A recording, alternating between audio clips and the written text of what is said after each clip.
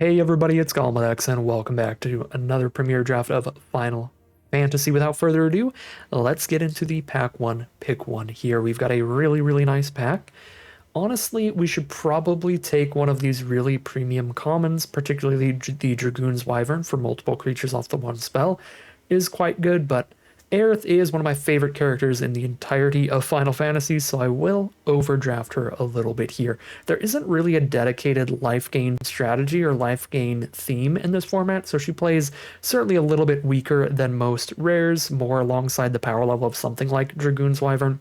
But if we're really lucky and we can wheel a bunch of cards like White Mage's Staffs, we can still get a bunch of good triggers on her. And of course, there are tons of legends in the format as well to move those counters around to. So I'm going to start with the Aerith as we move into pick two. All right, well, Cecil Dark Knight would play well with Aerith, kind of a black-white sort of life gain deck.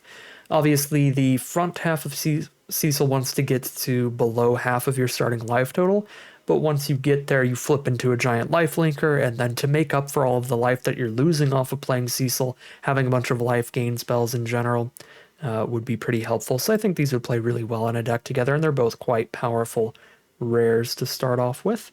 I think Cecil's actually a much stronger card than Aerith because you don't actually have to build around Cecil too much for Cecil to just be a good rate by himself.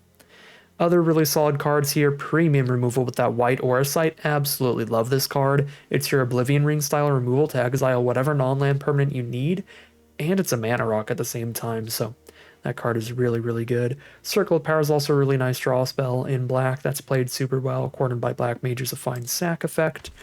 Another very solid pack. Pick number 3. Malbro is a fine filler black creature, and Fate of the Suncrest is a fine filler white removal spell. I don't think I want to get completely married to my first two picks here, to the point where I am taking a card that's quite a bit weaker than something off color, so I'm just going to take the strongest card in the pack and grab the off color card here, which is Vanille, Cheerful Lassie. 4 mana for a 3/2, and when Vanille enters, you get to mill 2 and then return any permanents from your graveyard to your hand. So 4 mana, 3/2 Gravedigger effect that also fills your grave to give you more options, and potentially, if you do draft both Vanille and Fang, can turn into a gigantic finisher. Very fun card, very powerful card, and I will speculate off color here for that. Pick number 4.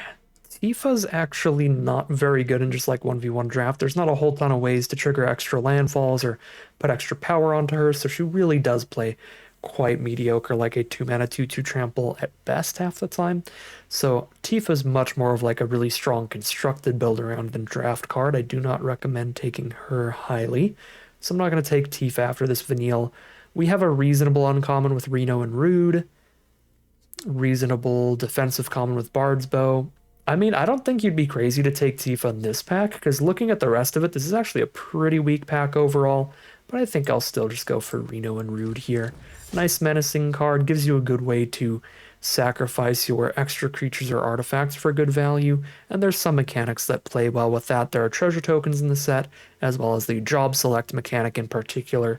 Gives you both like a 1/1 token and an equipment out of just one spell, so sack either half of that to try to draw the card out of your opponent's deck with Reno and Rude.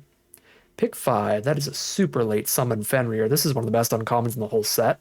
I mean, the Fat Chocobo is also very good. These Saga creatures tend to be quite powerful. They have some really good abilities that they're going to give you while they're out on the board. And the Fenrir just gets you into the game really quickly. Ramps up and fixes you, gets an extra counter onto the board, then draws you a card later. Yeah, Summon Fenrir is a really strong card. Take that here. Plays well with Vanille as well. It's a permanent that will pretty much guaranteed end up in our graveyard because of the fact that it's a saga, so it sacrifices itself after Chapter 3. Town Greeter is really nice in the green-black archetype. You self-mill a bunch with this card and make sure that you keep hitting all your land drops to get some high mana value spells. So it could be a good spot for green-black self-mill here, taking Town Greeter. Razor Chocobo is a pretty fun one if you can get 1,000,000 birds, but having 4 birds on the board is very difficult. But if you get there, you kind of just win, because that black Chocobo is absurd. The Hectize is also a really solid card, but I think the way these last couple packs have gone, especially how that late that Fenrir was, I really want to hop into green, and there's a Hectize here anyway. Green-black looks like just a lovely, lovely color pair to be in. Now there's a Gubu Gardener or a Marlboro. I like both of these a good chunk. I think I prefer Town Greeter style, like just make sure you hit your land drops over Gubu Gardener style, tap and add a color in this set. Because there's a lot of really, really solid removal. So being able to just make sure you get another land drop off of playing the Town Greeter versus like playing a Mana Dork that could just get shot, I think is just better. Take a Crossroads Village here. Phyton's not that bad in the green-black archetype, but it's not a card I'd want to run multiple copies of, and it is a common that tends to go pretty late, so I'm going to take Village over it. Probably be able to find a copy of Phyton later in the draft. Speculate on Rydia. Splashed in Rydia to reanimate powerful Saga creatures would be fun if we get a lot of them. It's a pretty speculative pick, but anything we take here will be, unless we take an incredibly filler creature like Gigantode. Now we can take a filler Gigantode. I suppose since we'll be self-milling a bit between Vanille and Town Greeter, and probably some other cards, we could play the ATM, but it's more likely to make the cut than the Toad. Bard's Bow. Gungaga for that red speculation. Some late duels here. Speculate into a bunch of different colors. Pack 2, pick 1. Okay, so Torgal's like a way better mana dork than the Gubu Gardener, because it gives us a mana of any color instead of just green, and it's putting extra +1/+1 counters on the board on any humans that we're playing. And like any Magic set ever, there's a decent amount of humans. I mean, I guess in like Bloomburrow, there's no humans, but most sets, a bunch of creatures are just randomly humans. We have Vanille, we have Town Greeter, we have Cecil, we have Reno and Rude, we have Rydia. We'll have plenty of humans. So Torgal's just a really, really nice, cheap mana dork, and I'm happy to take it here. Very low on interaction right now. So Cornered by Black Mages is pretty high on the pick list as well. The problem with Cornered by Black Mages is it doesn't help a lot in a deck that doesn't have a lot of removal. A deck that's lacking on removal, that only runs 2 or 3 removal spells, really wants those to be targeted removal spells where you can kill whatever you want, rather than the curve out style edict effects like Cornered by Black Mages where your opponent chooses what dies. Those kinds of removal spells like Cornered by Black Mages are much better in a deck that already has a bunch of others. Pick number 2 now. We can ride the Shoe Puff. Take an Ahriman, Flying Death Toucher, a Deadly Dispute little draw spell. Not a super exciting pack. Low enough on interaction here, we could splash in a Fire Magic if we do end up splashing the red. Then that is kind of a board wipe against all the smaller stuff in the early game, against the more aggressive strategies. I think I like speculating on that off the splash. Just a good defensive card, and we're really, really low on interaction right now. We could absolutely use it. Chocobo Kick, get our first actual removal spell. Bit narrow, we gotta have a good creature on board for it, but we will take what removal we can get at this point. Call the Mountain Chocobo is much worse off of a splash than in your main color.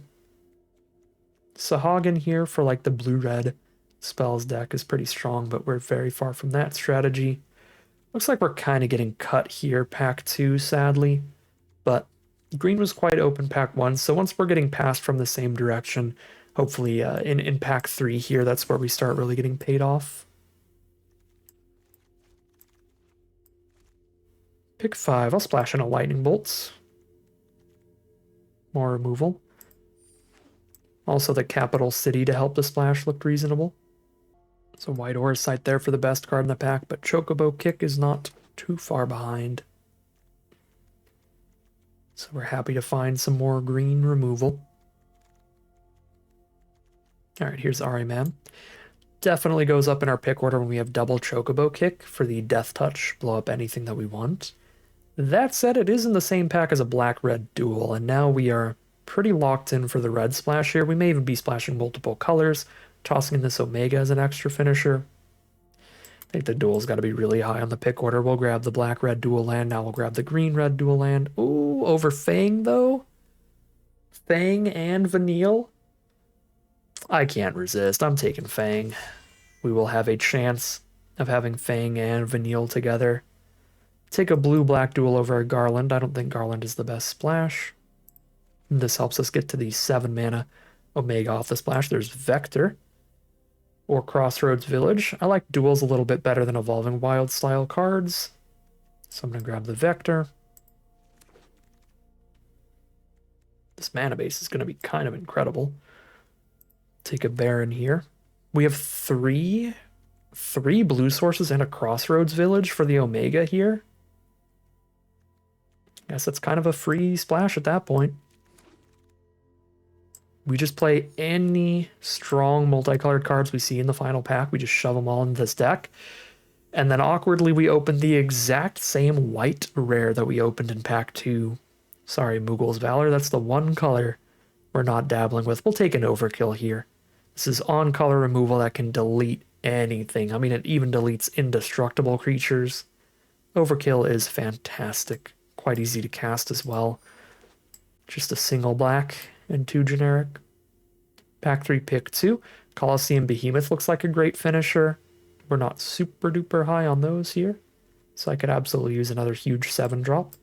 But the Midgar is a pretty fun land. We can run over a swamp. Just give us something to do if we're flooding. We can sack something and draw some cards, but Behemoth looks really nice in here, so I'm taking that. Saz Katsuroi. Even if we have no birds in this deck, this card is great. 4 mana, 3/3, grab a basic, put it into your hand, and then whenever it attacks, put a counter on a creature and double the counters on that creature, so it attacks as a 5/5 immediately. Saz is insane. Balam Garden is also really good. Yeah, we are certainly getting the hook up here in this final pack so far.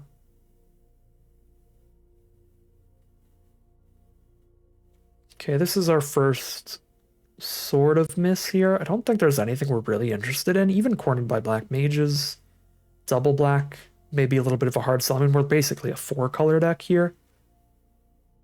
So double black on an early removal spell. It's not the easiest. Not splashing and stuck in Summoner's Sanctum either. I think I'm going to take... Well, we could run a Shinra Reinforcements in here. We have some Graveyard Synergy stuff. Yeah, we'll take Shinra Reinforcements, actually. Sephiroth's Intervention is a beautiful pickup. It's a much easier pick. Pick number 6, green-blue dual land, looks super reasonable. But we have other options like Undercity Dire Rat, just a 2 mana 2/2 on curve.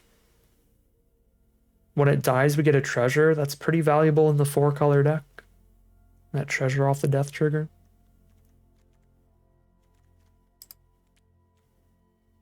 I'm on 22 non-lands right now. I do need a couple more spells. I'm going to grab this Dire Rat. Ooh, second copy of Fang.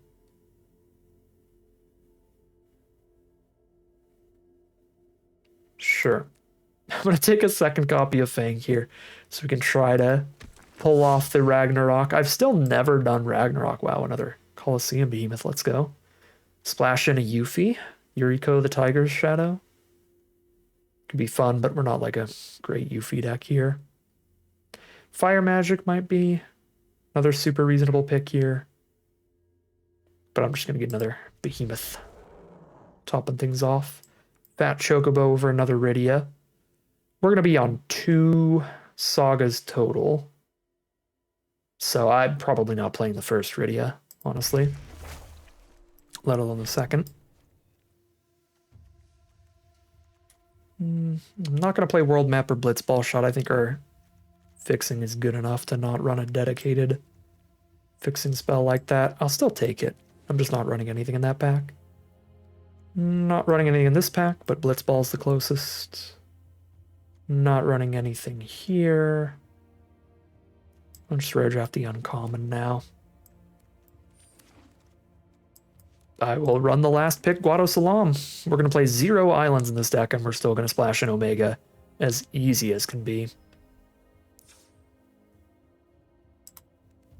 Okay. 42 cards here. I forgot Arena updated it, so I have to sort by non-creatures.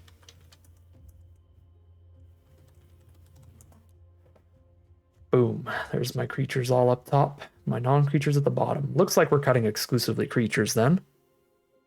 Kind of want to just play it big here. Cut like the little menace card. Focus a lot more on the top end. Probably one of the 3s. How much do I have that cares about my graveyard for the Shinra reinforcements? It's honestly not a lot. Fang's only triggering off of cards leaving the graveyard, which Shinra reinforcements is not doing. It's kind of just like the ATM there.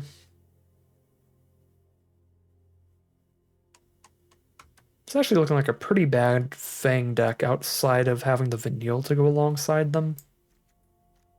We could just go one Fang, one Vanille, and just try to high roll that interaction.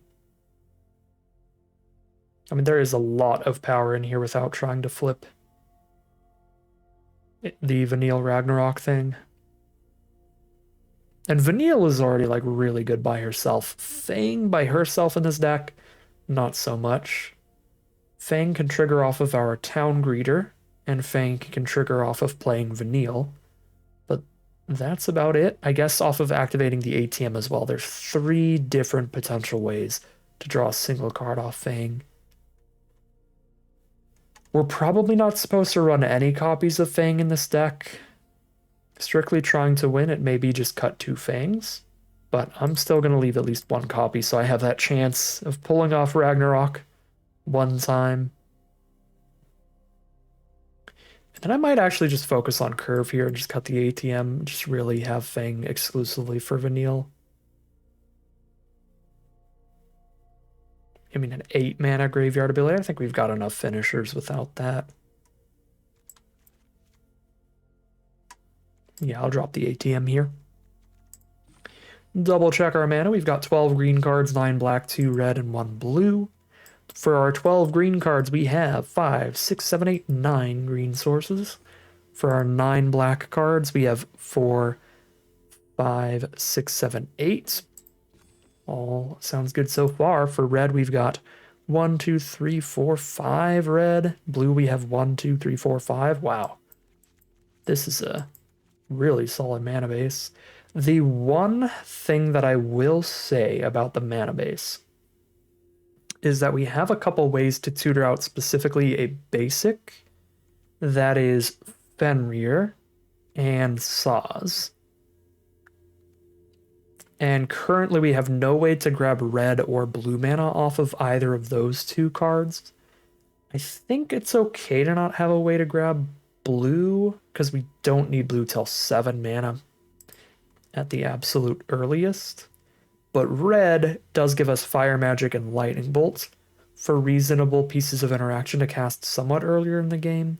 So I could absolutely see cutting like 1 swamp and putting just a single mountain in here so that, you know, play Saws, grab a mountain, play the mountain, play a Lightning Bolt is an option when we're in a pinch. Anytime we haven't drawn into our Fat Chocobo, we'll obviously just want to tutor that and just get a bunch of stats out of these 2 cards together. But in circumstances where I am needing removal, I've got one of my red spells in hand, no mountain. I like having the ability to grab one, so I'm going to make it our black mana a little bit less consistent here. I think green mana is incredibly important, because green mana hits Fenrir. Oh, I did it again. Green mana hits Fenrir and Saz and Town Greeter and Torgal, which can all help us find other colors in one way or the other. Yeah, so I'll drop a black for a red, and that will be the mana base. We will call it a deck here, hop into the gameplay, and see how far this one can take us. Okay, opponent starts with a red-white duel. We'll start with our Cecil. It's funny because I'm not sure we actually want to like just jam in with Cecil or just hold him back here and get a death touch trade on blocks. We probably just want death touch trades here. Just the way that our deck is set up. Let's get our red source out.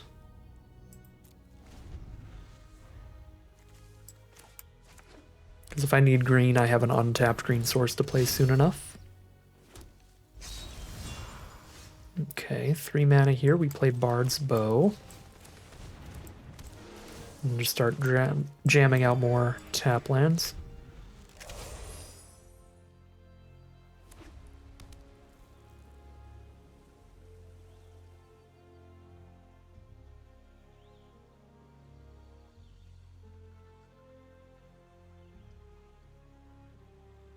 Got a lot of mana in this hand, but it means that we're guaranteed a turn 7 Colosseum Behemoth.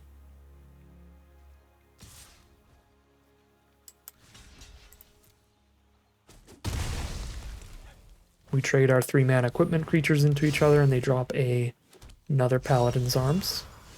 Shinra Reinforcements is the draw. That'll be the play for the turn. It is 6 mana, I believe, to equip this bow, and it sure is. We mill land, Chocobo Kick. Chocobo Kick would have been a fine draw, but overall those mills are pretty solid for us, getting rid of more mana that we do not need. Weapons Vendor. Now they can equip their Paladin's Arms for 1 every turn, which is really nice.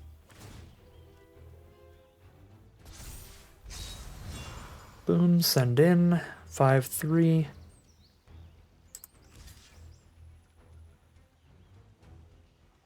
I think I gotta just take the trade here.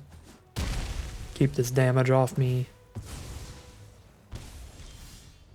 Torgal is the draw, so that guarantees Colosseum Behemoth quite soon.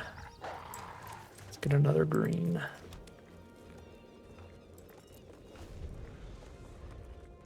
So if they don't blow up Torgal, we get to cast the Colosseum Behemoth next turn, which can blow up one of their Paladin's Arms. And then also just be a 7/7.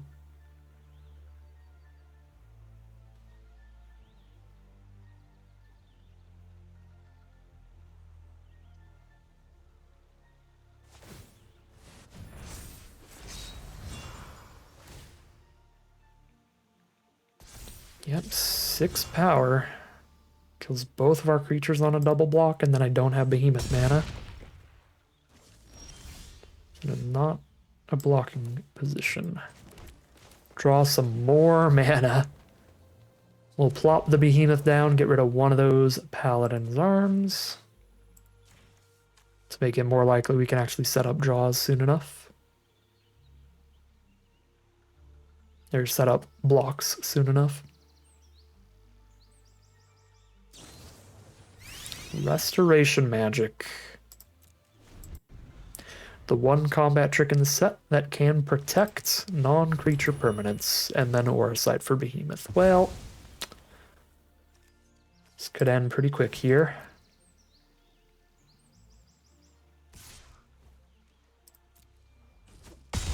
Down to 9. There's an Aerith. Flavor Wind. Can load Aerith up to 6/4 with lifelink. If they have any other way to gain life, just gonna get too big. Any removal spell also makes equipping bow really, really bad.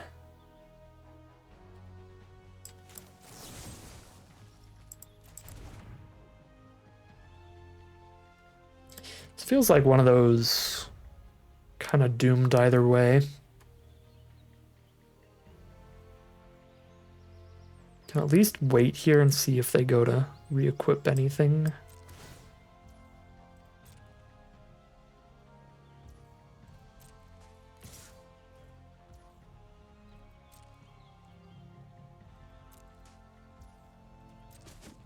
Okay, and if they have the combat trick for lethal there, we respond to it with intervention.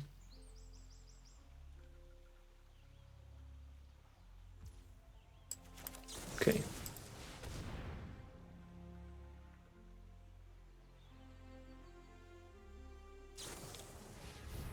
Ambrosia. Okay. Yeah, I wasn't playing around the second restoration magic. Because if they have it, it just gives indestructible anyway, so then they just ruin a block and I still lose. We hit more mana. Equip a bow and pass. We are dead to any removal.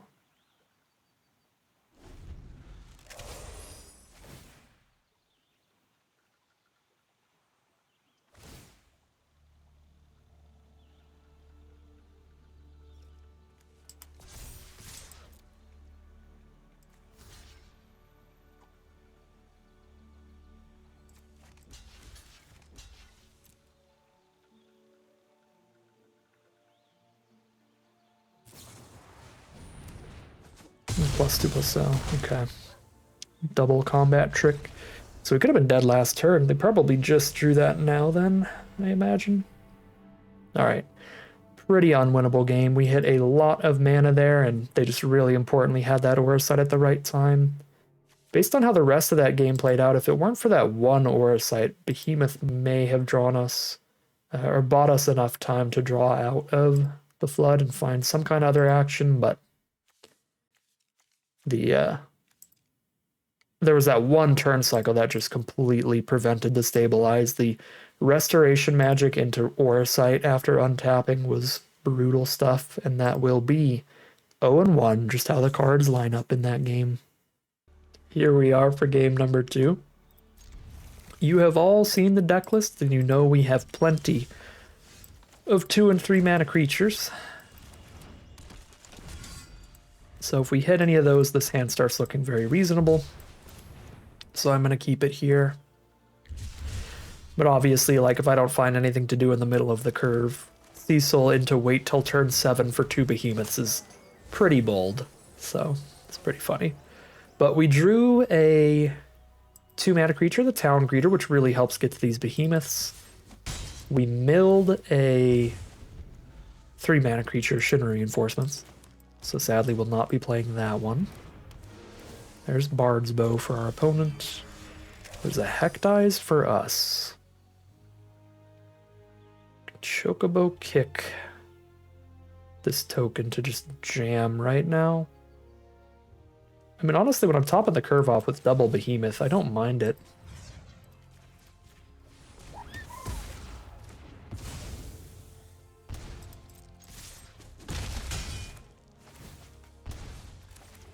And this helps us kind of speed run our way down to 10 life and try to get the Cecil flip if possible.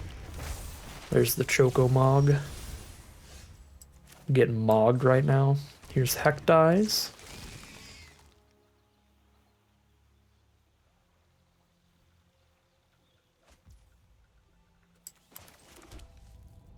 Pass.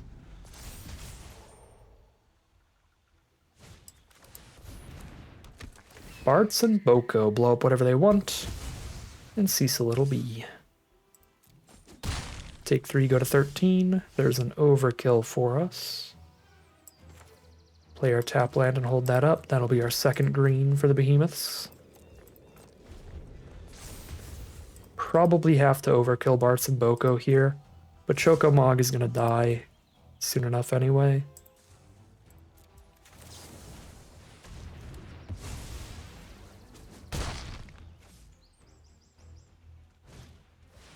The Regalia, that is a great rare. Sadly, it's going to be a turn before I can blow that up. It's a 4/4 that ramps them every time it attacks, and it crews for only 1, so it's quite easy to crew as well. 10 life now, taking 5. I think we're at the point we gotta just chump.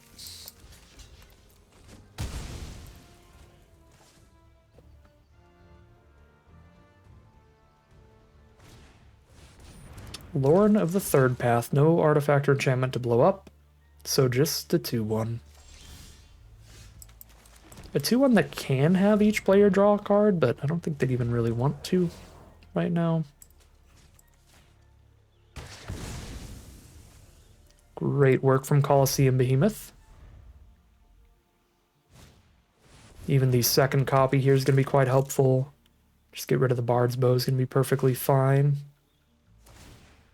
Probably better than drawing a card, because it's making their Lauren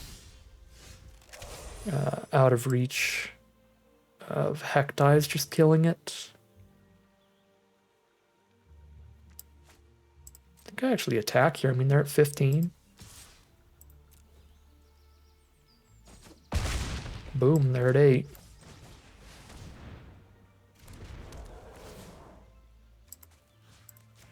Coliseum Behemoth is pretty nice. And there's the concession, they're over it. That will be kind of the opposite of our first game. That time our stuff really lined up well for us. Coliseum Behemoth. Coliseum Behemoth on Regalia was brutal for our opponent. We got to blow up their great rare with our gigantic Behemoth. That already stabilized us, and then just played a second one to get more than far enough ahead to trample over for lethal next turn. That is 1-1 heading to game number 3. All right, here we are for game number 3. Play a Reno and Rude and hang out. Green tap land first. I've got an untapped black source to play Reno and Rude on 2. And this is the only way that I could play Reno and Rude on 2 and then Chocobo Kick on 3 if I need to. It's the only way to guarantee that, I should say. We did top deck the forest to be able to do it no matter what.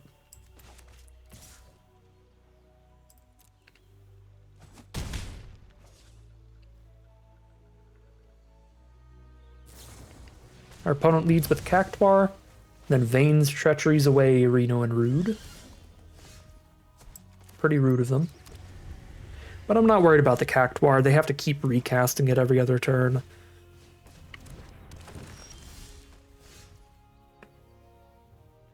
Really not that worrisome. Here's Vanille, pick up Reno and Rude at worst. Ooh, pick up Fenrir. Fenrir cannot give us the blue source for Omega, but can still ramp up. Cornered by Black Mages is solid there. Kill a 3-2. Alright, Fenrir ramps us into the Marlboro. And we have a Lightning Bolt up. Which I suppose I can throw at the Cactuar.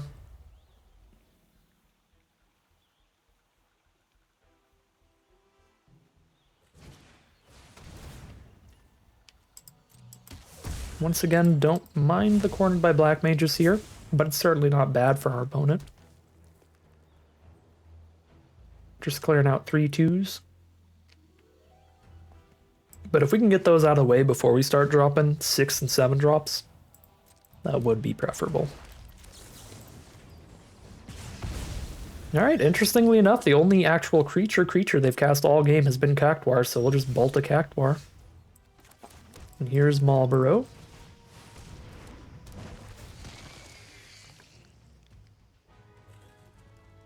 Gets them to discard a swamp.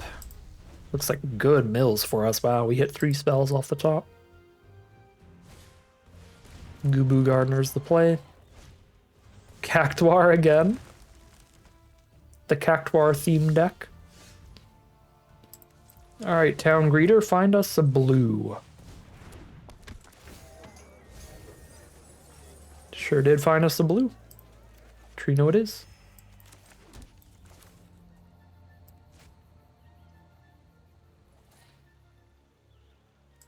I'm holding on this Chocobo Kick. This set has a lot of real strong rares.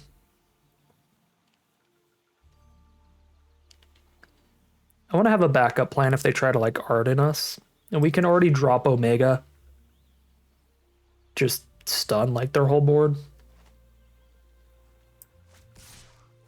And win from there. They want to combat trick Marlboro, they got it. Lionheart it, sure.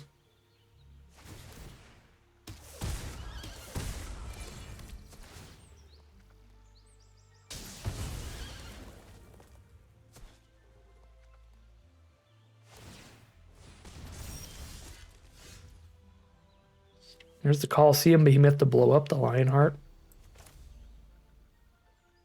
I actually think that's better than just stunning Goo Gardener right now.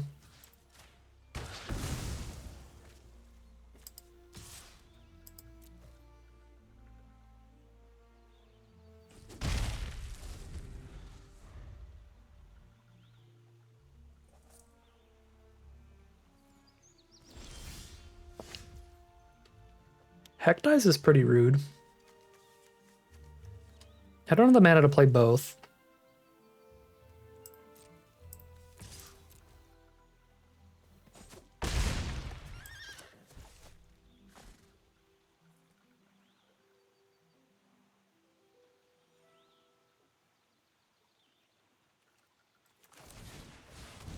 I don't see how they live if I just drop an 8/8 here.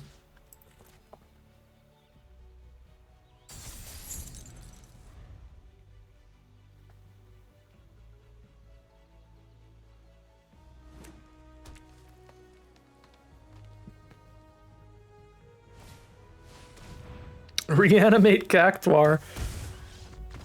There's a concession from our opponent. Real awkward draw for them. The biggest creature they drew all game, and they drew like 15 plus cards. Yeah, almost half their deck was Cactuar. They had 2 different Cactuars. Then they have the big reanimation spell, and the biggest thing they can get is Cactuar. Weird game. Weird game, but certainly 7 and 8 drops are, or I guess just 7 drops are bigger than 1 mana Cactuars, so we will overwhelm them in the end, and that is 2-1 heading in game 4. All right, here we are on the play for game number 4. Love this opening hand.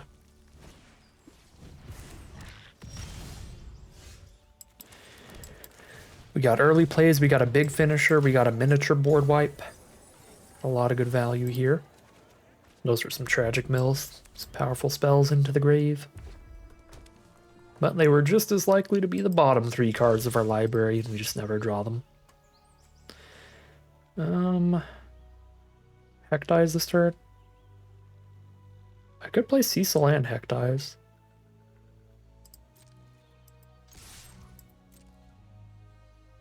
Guess it's not like I have a 4-drop in the hand. We can run them out.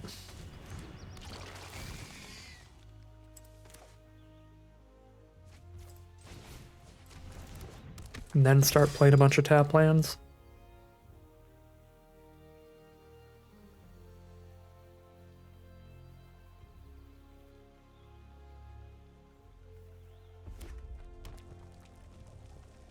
Is this the full mono red from our opponent, or are they on really bad draws?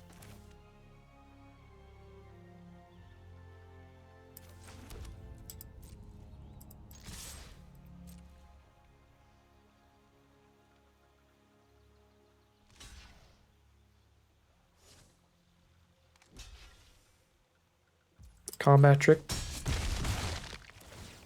Nope, just a chump.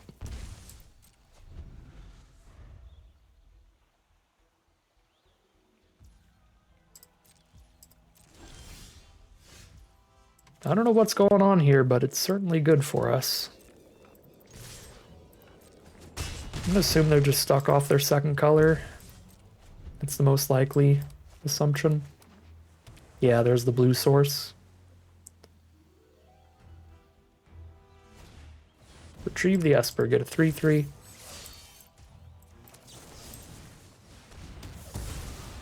Wouldn't normally be so ready and willing to throw a Sephiroth's Intervention out that willy-nilly. But they've stumbled so far. We've gotten a lot of early pressure on them. And I've got a 7/7 trample coming up the turn after.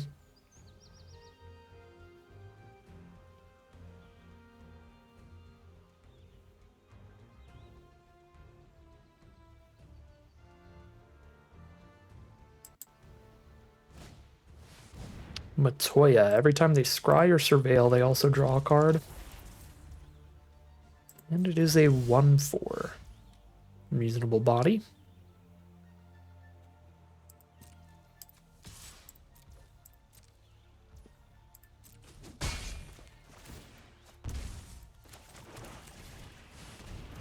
Here's the 7/7 trample.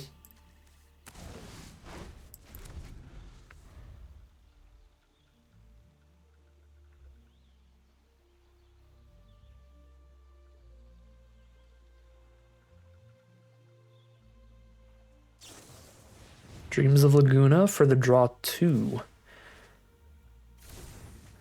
Surveil 1, draw 2. Red should not easily have a way to deal with Behemoth, but if they drew into another island, which they did, they could play like the keep it tapped kind of removal. They don't, though. They play Emperor of Palamecia. Fire Magic can't kill Matoya anyway, so... I think we send in the whole team because they can't really afford to just block both of our 1/1s and kill them here.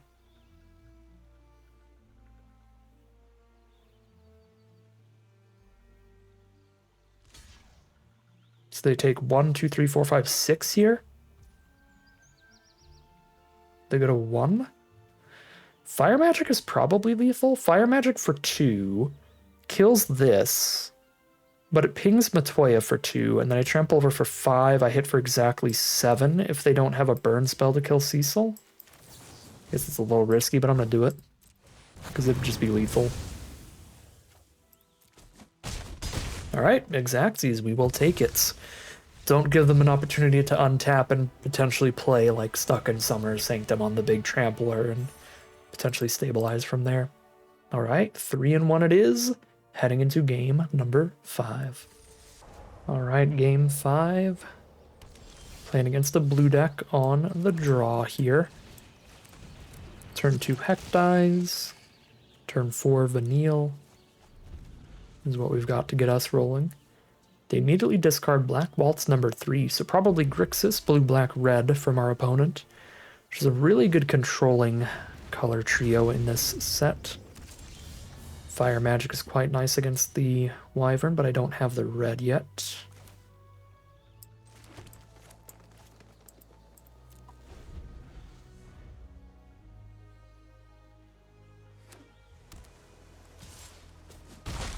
Down to 18. Play Shantado. I'm going to Sephiroth's Intervention that. Does mean no Baron for the turn, not playing our red source, but shutting off their card draw engine still feels pretty important if we can. I think there might be a 1 blue mana hexproof trick in this set. I don't remember. I don't remember one. So they probably have a Syncopate that it was waiting for, where they could Syncopate for 0, but Syncopating for 0 doesn't really do anything. I can trade off with Hecdies here, then I have a permanent engrave for Vanille no matter what. Plus the Hecdies is going to die to an almost inevitable Fire Magic anyway. Alright, Vanille's probably just getting Syncopated here, but I don't think I can not play Vanille. Or just play Baron and pass.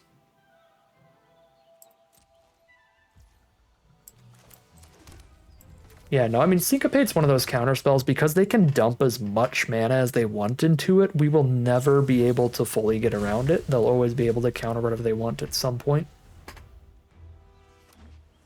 So we have to get it out of the way eventually.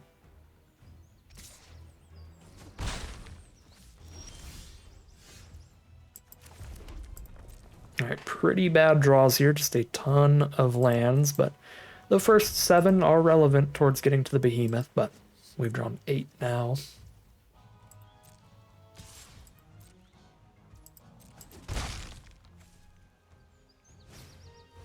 Quistis. Just a 2/2? Nothing to recast from grave? Just add to the damage, I guess. I mean, I guess they get to exile our Sephiroth's Intervention. Oh, nope, doesn't even exile. Nice. Now I can kill 2 cards with Fire Magic. If I do it for 3, I don't think there's a huge point in doing that. If I do it for 3, then if they have a Syncopate, they could choose to Syncopate Fire Magic and then not have Syncopate for Colosseum Behemoth, so that would be the argument there, but did not seem like they have another one. Here's my finisher and my second finisher. We top deck Saws. It's our first time drawing Saws today. That card is incredible. Very happy to have it here. This is our bajillionth time drawing Cecil, which is actually not that good in this deck. I feel like this is probably the weakest Cecil deck that I've drafted.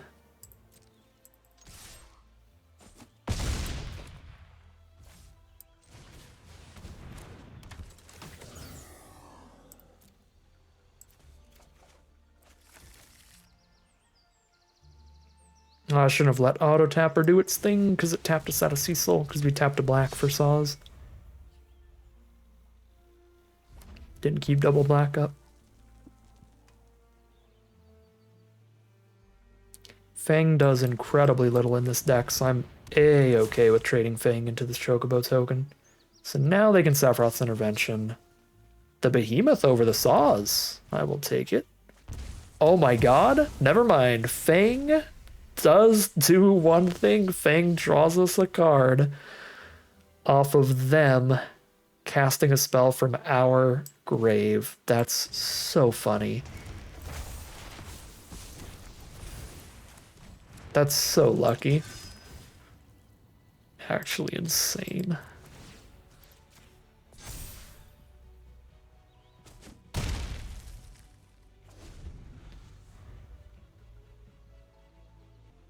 The second Quistis does make the first one make a lot more sense. Could just be like legend rule stuff. They were like, alright, just whatever.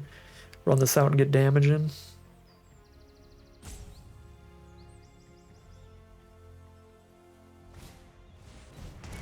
There's the Ifrit. Not the girlfriend. Discard a card, draw a card. Discard an evil reawakened.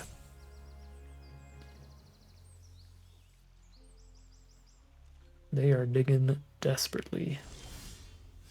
Omega. Omega's gonna be very nice. Our whole board has trample, and this is theoretically massive lethal. Death touch trample, so we put the Saws counters on Cecil here. Okay, they have the kill on Saws. Fair.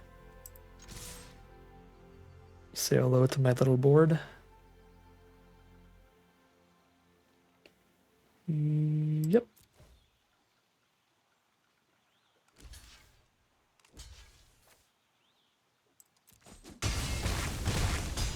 They're at 3.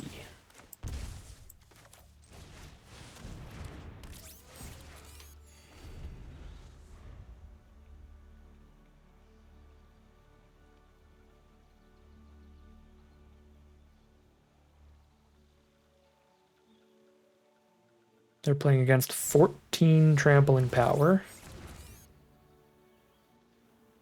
Okay, Realm Sketching was a very good card to have here for the stun. But Death Touch Trample still goes hard.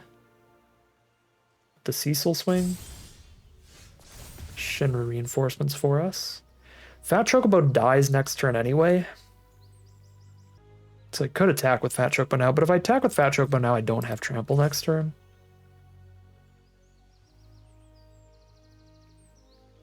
If I attack with Fat Chocobo now, I hit for 2.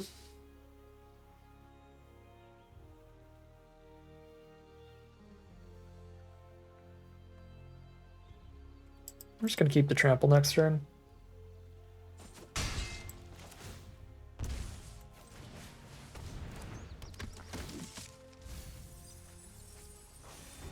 Bad mills. We milled 3 spells.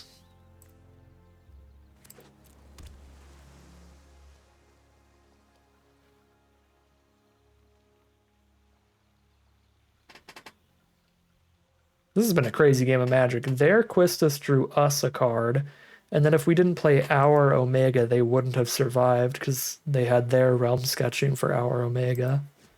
It's been a lot of like benefiting off opponents' cards here. Okay, Choco Comet's just a busted Magic card, period. That's quite bad for me. Kill our best threat, get a blocker. Luckily, it's not a great blocker here. Because of the trample, they have to chump. But it's enough to keep them alive. So they have to go 8-8 on 8-8 and then chump elsewhere. And it's just fully a top deck board, but hopefully one in our favor because we're way far ahead on life. But they immediately have the 2-2 to chump for next turn. But it's just a chump, that third toughness on Shunner reinforcements being incredibly relevant. Okay, they didn't even want to chump. They didn't want to see what their next draw was. They are over it, and we'll take it. We are now officially at a positive record out of this draft no matter what happens from here. We have won 4 games, so 4-3 is the worst we could possibly do, essentially at the break-even point in terms of prize out. Great stuff so far, heading into game number 6. All right, game number 6. Here we are on the draw. Playing against a blue-white deck. They start with one of the best rares, Astrologian's Planisphere, getting a +1/+1 counter every time they play any non-creature spell or draw like extra cards. I totally didn't realize we have a tap land here, but that's okay. We don't have any 4 mana cards. We'll play it on turn 4. Alright, this is a super scary start for our opponent. I think I need to lead Fenrir. Because can trade off on blocks and get us higher up on mana. Get us closer to the behemoth as quickly as possible. Or like double spelling. Probably going to have to blow up the Planisphere with the behemoth. Alright, solidly lucky start here. Unfortunately, this triggers off of just when we cast creature spells and not when creatures enter the battlefield. So Bard's Bow doesn't actually combo with the Fenrir, but I still want to have a creature on board to have a chance of drawing the Fenrir card. When it sacks itself on Chapter 4, or Chapter 3. They have the Ice Magic on the token, that's very strong. I think that Fenrir actually counts its own power. I think if it's the only creature on board with 3 power, you draw the card. I guess we'll find out here. It does. That is so sick. That doesn't feel right. But it does feel good. So I could have 6 mana max. Don't need 6 mana for anything. We just cast a Cecil or hold up an Overkill. Let's just cast a Cecil. These aren't really the kind of cards I want to overkill. I want to blow up the equipment itself, not the token. Alright, they have found their 4th mana.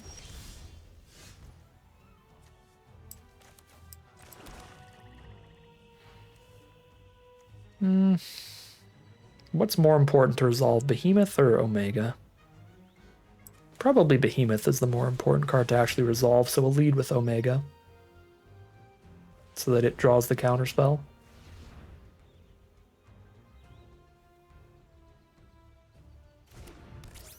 It does not.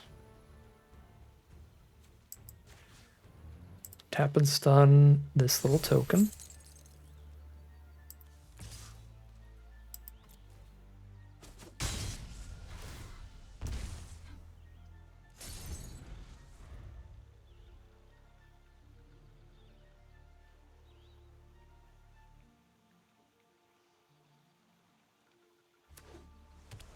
They play land for turn, Memory's returning to draw a bunch of cards. Now we know for sure Colosseum Behemoth resolves and kills the Planisphere.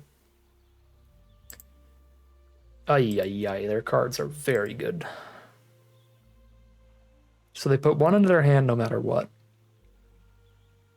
But I can put the 2nd best card on the bottom of their deck.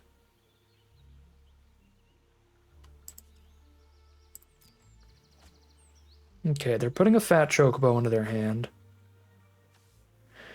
Think we get rid of Counterspell because we don't know when they'll hit the 2nd green. These are all the lands in their hand. They missed land draws early. Adventurer's in the 3-color deck. It's definitely hurting their chances of playing this diamond weapon. I think I get rid of Counterspell and let them have the diamond weapon. But they honestly might even want lands more than it right now. And then we just put the diamond weapon on bottom too.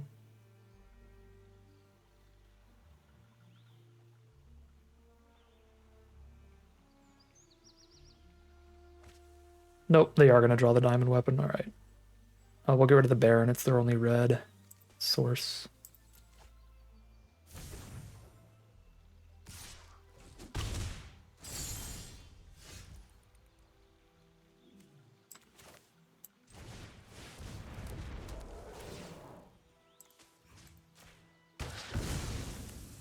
Destroy Planisphere, slam.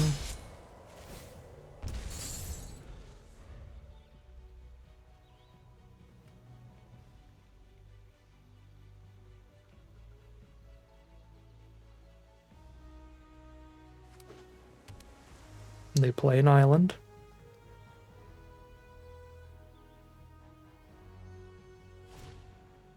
Run out to retrieve the Esper. Ultros is putting in work here. Slowing us down. And there's Esper Origins. That's an incredible rare. Surveil 2, gain 2. It comes back as a 4/4 Saga with some really strong abilities that draw them an extra card, give them extra mana, and then trample out the whole board. Not only that, but it triggers Ultros again for another stun. I may genuinely have to overkill Ultros, which is kind of embarrassing.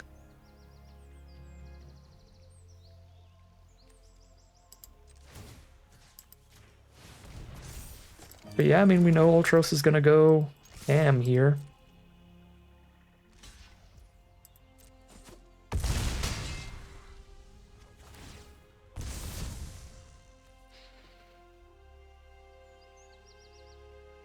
The problem is if I overkill Ultros and then they just top deck the next green for Diamond Weapon, that's so bad for me.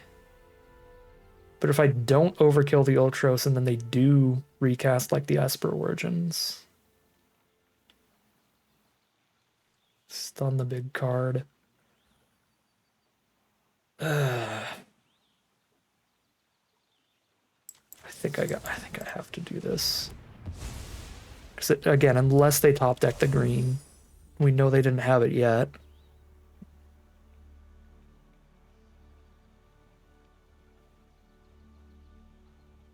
And I can't wait to kill the Ultros until I see what they're doing. As soon as they choose to cast a non-creature spell for 4, they get the stun immediately. I can't respond to the stun to counter it or anything. So Esper Origins did end up being their play. So they 100% would have had the Ultros stun off of the flashback on the stack.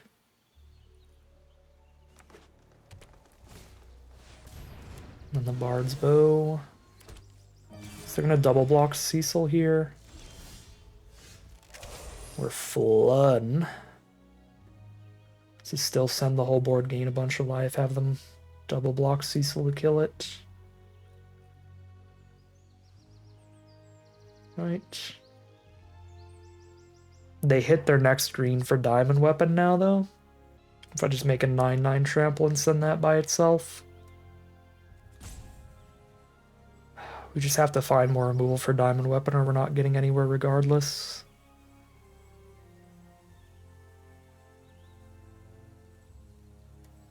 Alright, yeah, let's push what damage we can here and then hope to find the big bada boom on Diamond Weapon. And I think I have to kill this, because it's going to give them extra mana and then it could trample the Diamond Weapon in for lethal on us.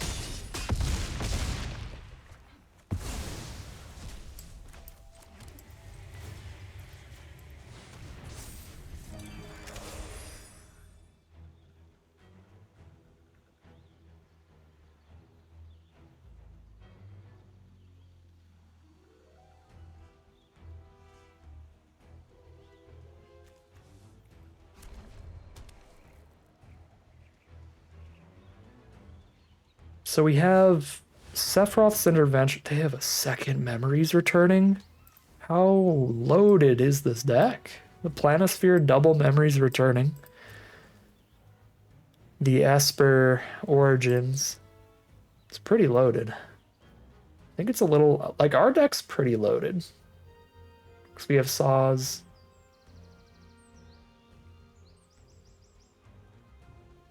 And Cecil, I guess? Yeah, no, their deck's a lot more loaded than ours. I was like looking back through it, I'm like, I feel like our deck's loaded. No, we have like 2 rares. They have a mythic Traveling Chocobo too. Oh. The Midas Touch with those booster packs. Dump. Oh my god. So Diamond Weapon has the cross reduction. They're going to play Diamond Weapon this turn. And they just spam fat chocobos to have infinite blockers.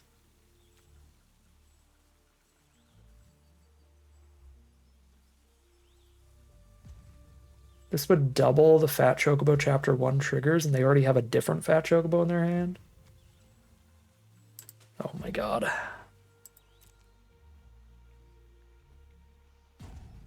Okay, I mean, I have 2 big outs.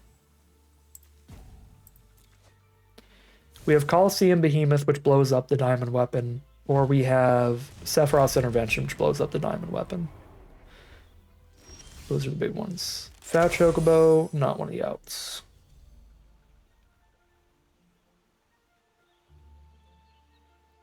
Yeah, now they just can flash back multiple memories or turnings, play multiple Fat Chocobos. They are immensely stable. That was kind of like the turn to draw an out, because we don't draw an out there, and now, again, they're just monumentally stable on this turn.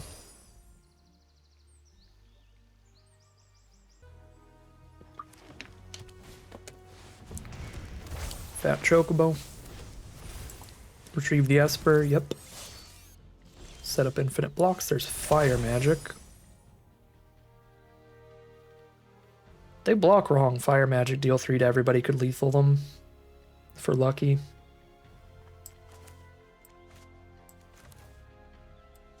Feels like our best bet at this point. Every turn that goes on, the chances are reduced monumentally.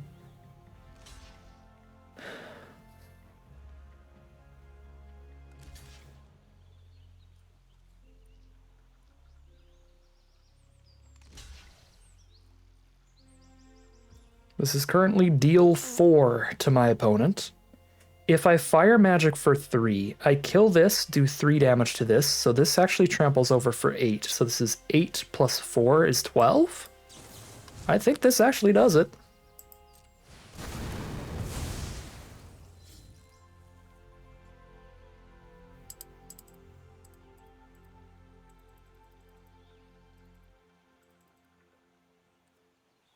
Yes, and then this 1 and then 8, yes. What a draw. Oh my god, what a draw.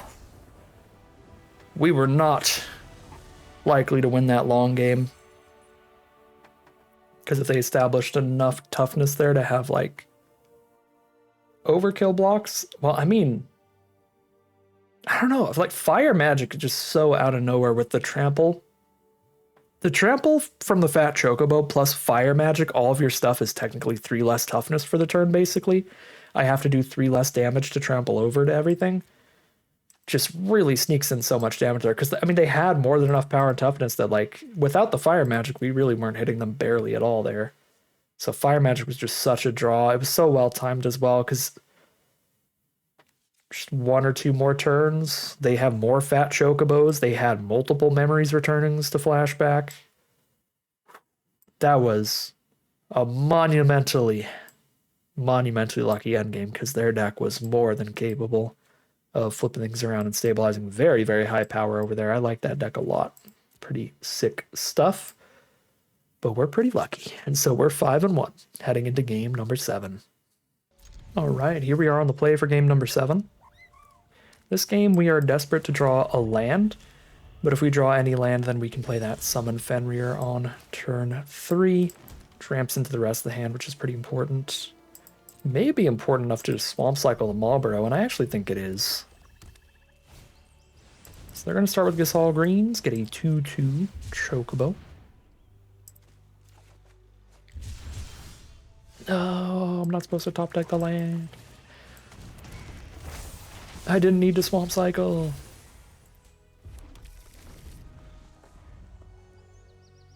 We have Fang and Vanille. Good lord, do we have Fang and Vanille in this hand? How did I just now notice that? I was so focused on the Fenrir setup.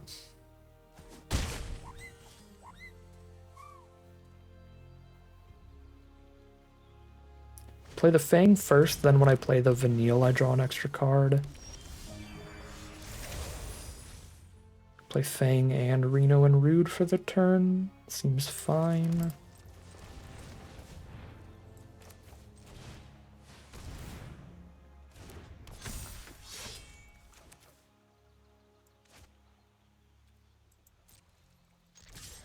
think I'm cool with the Fenrir trade. There are green decks that are likely enough to play like a 4-power creature where I won't draw the Fenrir card. Put a stop on my upkeep and my draw to see if having a fire magic before the Fenrir trigger would let me draw a card where I wouldn't otherwise.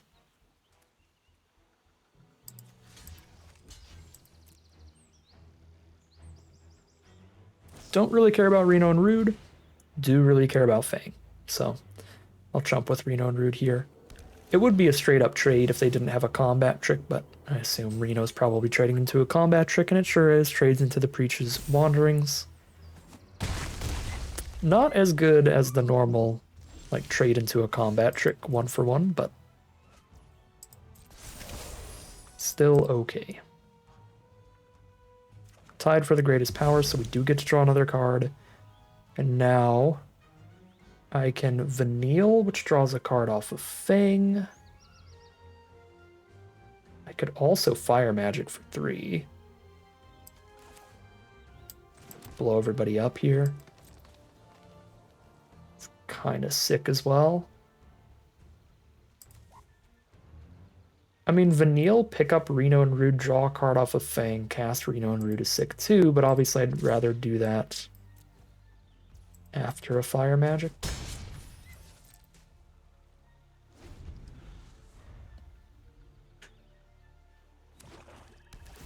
Play creatures pre-combat. Play creatures pre-combat. Yes! Play more creatures pre-combat. They didn't play more creatures pre-combat. I should have done this before they declared attacks. I think technically. I don't remember for sure, but I think there's probably at least one combat trick that specifically targets an attacking creature. I could be wrong. Blitzball Shot, you can target anything with that. Preacher's Wandering, you could target anything. Yes, it probably doesn't matter.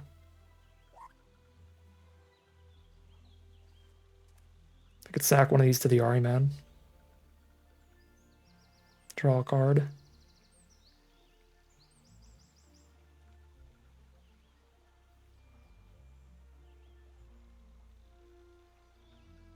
But we still come out pretty far ahead in that exchange. Tifa's Limit Break. Okay. But now they can't use that for the combat kill, which is probably why they thought so long on that. Lightning Bolt is a great draw. I can just bolt the bird. Okay, well, when you say it like that, always bolt the bird. That's the thing.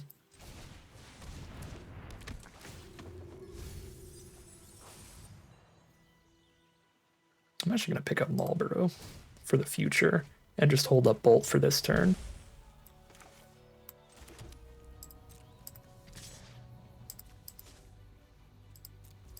Yeah, play it safe. Fuse the two together, but for now we're just threatening to block. You know, maybe they'll put Bard's Bow on it.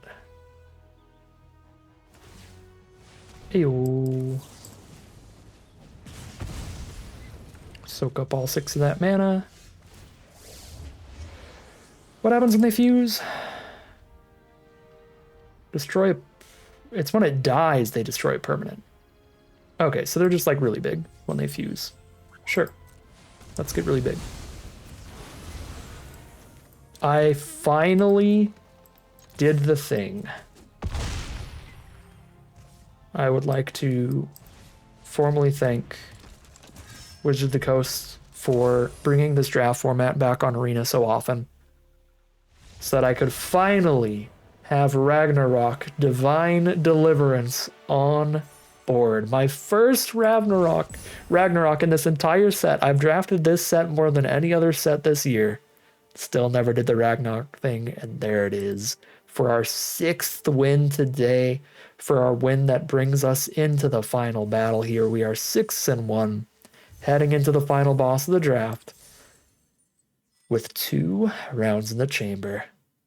Oh my god, we are on the play with Torgal into Fang and Vanille and Saz. The exciting part If you're trying to win, the exciting part is saws. But the exciting part to me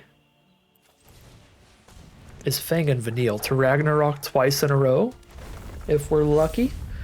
We'll see, there's their own Torgal.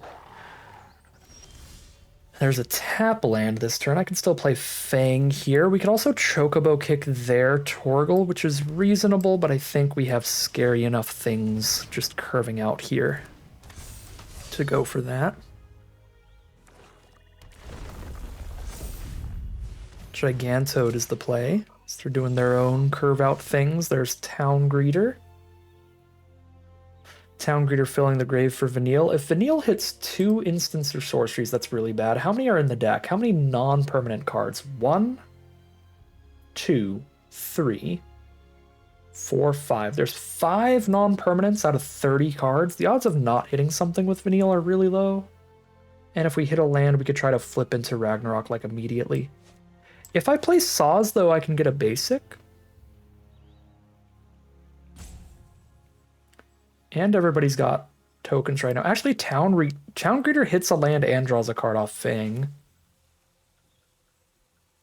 God, there's so many really good options here. I'm going to go Town Greeter. Draw a card off of Fang, get another mana. Tap mana, which means we play a rat here. I think we play a rat here. I mean, kick their Torgal still seems fine.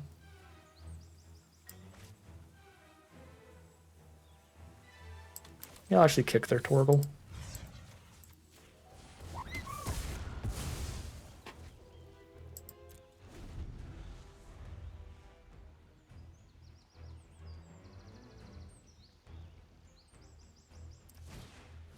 Now we've got a full grave for Vanille. Fenrir's the play, more ramp. Good stuff. Vanille draws a card with Fang. Which could be an untapped mana, which could then play a rat. We pick up a Colosseum Behemoth for the future. My lord.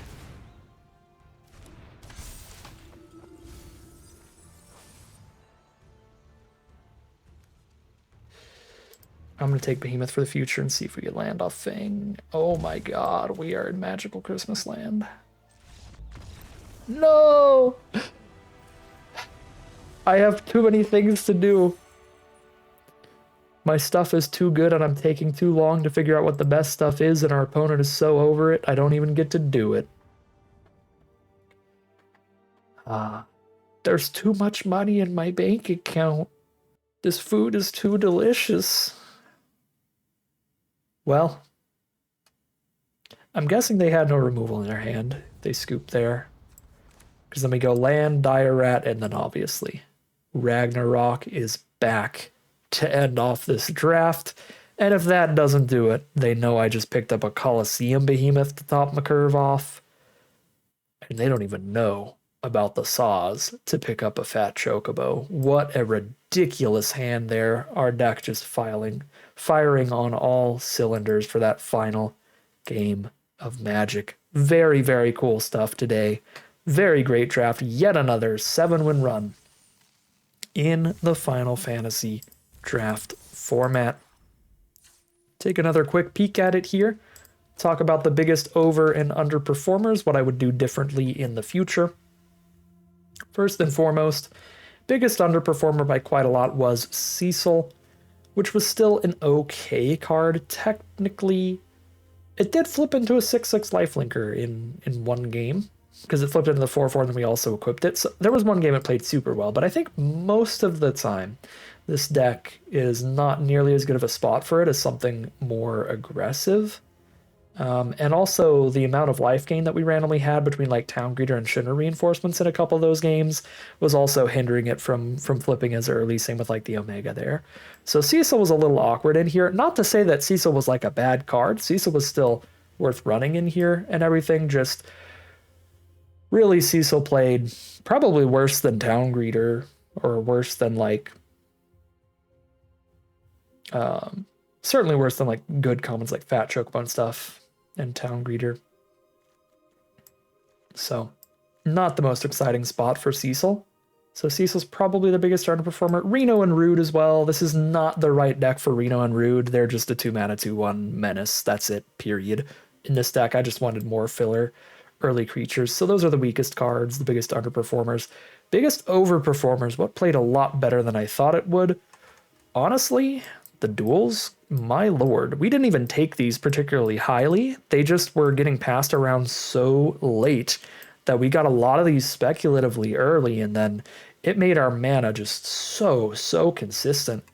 We are, green and black at the core, so the main two colors are going to be pretty consistent. We're on like a 9-8 split of those, but we rarely, if ever, had any issues hitting the red splash or the blue splash. Just a ton of fixing. So those are probably the biggest overperformers, because everything else was already just like a solid looking card in general. Maybe biggest overperformer goes to Fang, a card that I was saying we were probably never really going to trigger at all, and then we actually did. I mean, the very first time that we cast Fang, our opponent Quistised an instant out of our graveyard, which triggered Fang and drew us a card.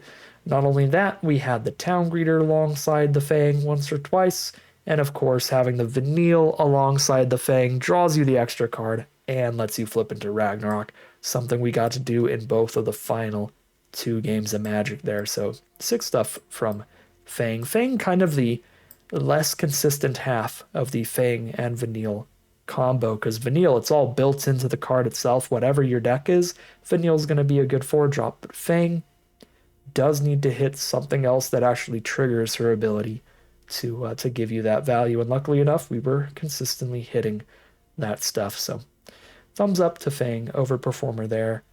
Which doesn't mean she was the best card in the deck. She just did it better than I thought she would. The best cards in the deck still, probably like Saws, the Colosseum Behemoth finishers, the dual lands, the ramp, the Fenrir and the Town Greeter, and the efficient removal like Intervention and Overkill. But overall, great deck. And the deck as a whole, I would say, certainly a bit of an overperformer, only grabbing 1 loss on the way to victory. But that is going to end today's video. As always, I'd like to thank my patrons and YouTube members for their support, as well as you for watching the video. If you enjoyed it and you're interested in seeing some more, you can always like, comment, and subscribe to tell the YouTube algorithm to send some more in your recommended feed. If you'd like to support the channel directly, you can check out the Patreon link in the description below. And other than that, as always, thank you very much for watching, and I'll see you again soon for some more Magic Arena.